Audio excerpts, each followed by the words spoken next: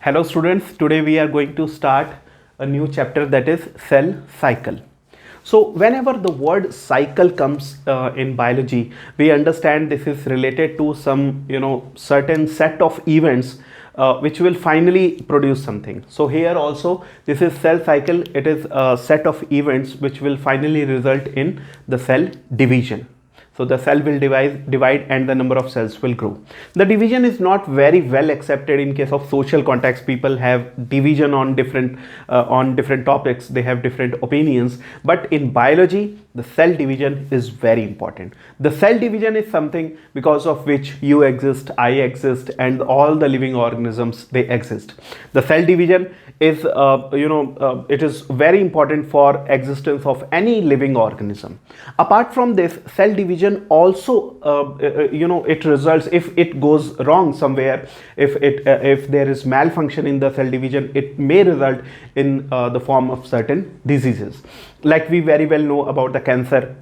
What happens in the cancer? There is formation of tumor. How it is produced? Because of the rapid proliferation of the cells. How this rapid proliferation takes place? Why body do not control it? Because body loses genetic control over the cell division. So that's why the cell cycle is very important to study. Cell cycle, through cell cycle we will understand different events which take place before cell division, and how in the higher classes, maybe in your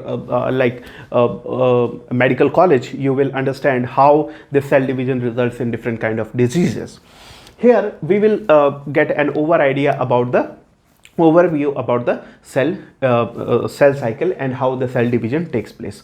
So as I explained you, it involves a cycle. So cycle, we understand that there must be certain set of events. If I give you a simple example, suppose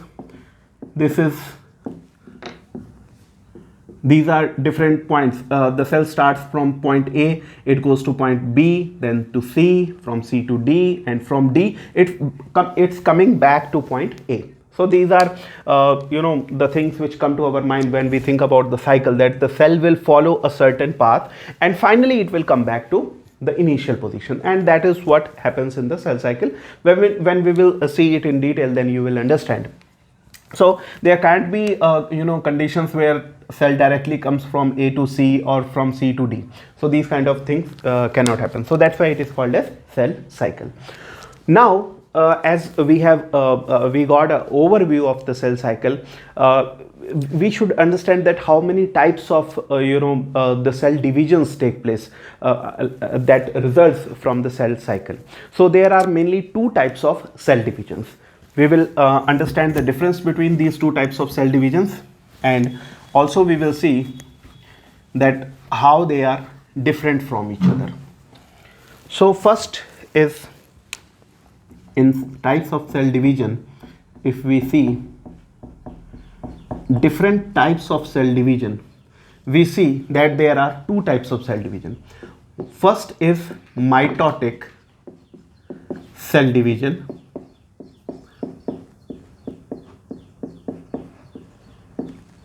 First is mitotic cell division. You must have understood, you must have heard these terms in the lower classes also, but here you will study it in detail.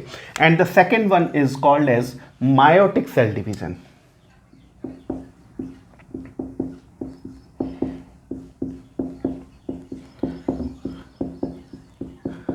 So one is mitotic and second one is meiotic cell division. So what is the major difference between mitotic and meiotic cell division?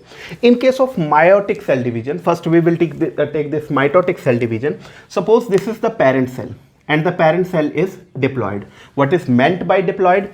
I'll just explain it with an example. Suppose there is a human cell. We know very well that every human cell has 46 chromosomes. Means it has total 46 chromosomes in its nucleus. If you look into it, you understand that these 46 chromosomes, they are paired up with each other. Like there are total 23 pairs of like 2 chromosomes. So there are all the chromosomes, they are paired with their homologous chromosomes. So what are the homologous chromosomes? These are the chromosomes, homologous chromosomes are those chromosomes which carry the gene for the same characteristic at the same locus. That you will study in detail in the genetics. Suppose this chromosome carries a gene for eye color at this location, then this homologous chromosome will also carry another gene for the same characteristic at the same locus. So there are 23 pair of chromosomes. So there are 23 pair of chromosomes in a human cell. So this cell is called as diploid. So N is represented by 23 in case of human being, and that will be different for different species. That is only for the human being. Total 46 chromosomes are there, and they will make 23 pairs of chromosome. So the homologous chromosomes will make 23 pairs. So in case of mitotic cell division, why I am explaining all these things? Because N represents here 23. I am just taking an example of the human being. So after cell division, the number of chromosomes in both the cells will be, it will produce two cells, and in both the cells, in both the daughter cells, the number of chromosomes will be 2n, means the cells will be diploid here. But in case of before I explain this, you can think about, by the time I will explain the meiotic cell division, you can think about the places in our body where the mitotic cell division takes place. I may ask you a little. So in case of meiotic cell division, here also the parent cell will have 2n number of chromosomes, but here the difference is, first, total 4 daughter cells will be produced, and these 4 daughter cells will not have the same number of chromosome as the parent cell. They will have half of it. So the total number of chromosomes in the daughter cell will be n.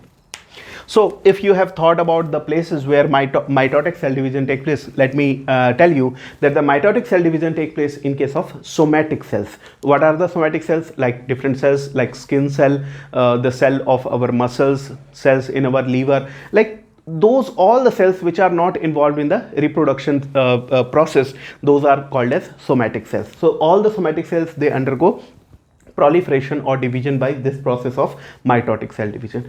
But where this kind of division takes place, this kind of meiotic cell division takes place during gamete formation. Why gamete formation need half to reduce the number of chromosomes to half? Because we know in fertilization 2 gametes will be produced. One gamete is produced, one will be male gamete and another will be female gamete, and after fertilization the number of chromosomes will again become 2n. So the total number of chromosomes will again be retained as it was there in the parent cell.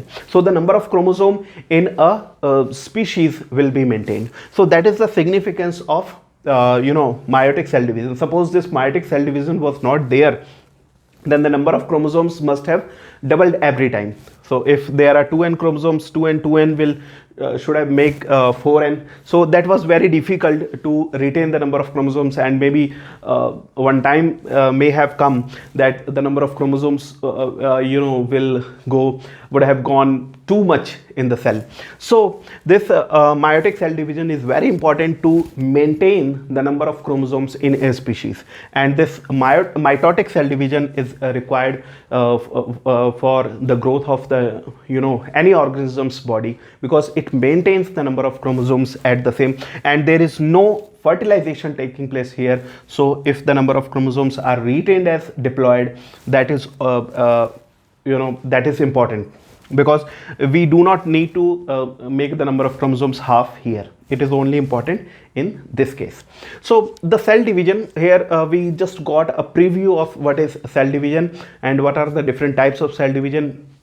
Later on we will study that what are the different sequences which result in the cell division. We will study how the cell prepares for the cell division. It is almost like you must have encountered this kind of condition sometime, that suppose you have only one candy, okay, and here you are and you have only one candy with you, and here is your friend, he is also standing with you, and it is very difficult to eat candy only if only you are eating candy in front of your friend. You will feel bad. So what you do, you get another candy. So if you are having two candies, then you can give one candy to your friend and one you can eat.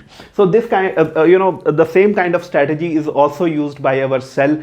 It multiplies different kind of organelles. It increases the number of the genetic material. It doubles the number of chromosomes, and then division takes place. So all those things we will study later in this chapter, and that will include two different phases, mainly mitotic. In the mitotic cell division, we have two different phases. One is called M phase and another one is called interphase, and I will just give you a brief introduction of that.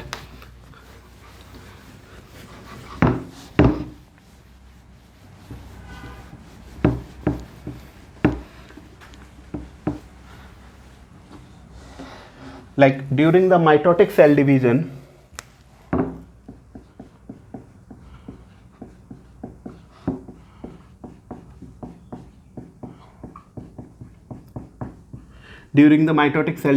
there are mainly two phases. One is called interphase and another one is called M phase.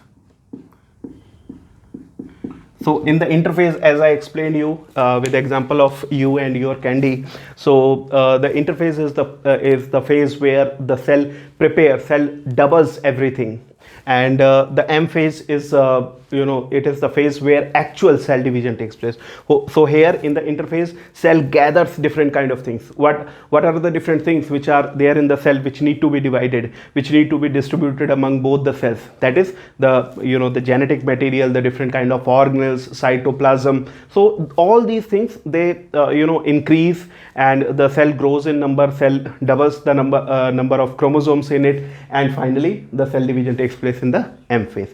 So all these things we will see in detail in the future lectures. Thank you so much.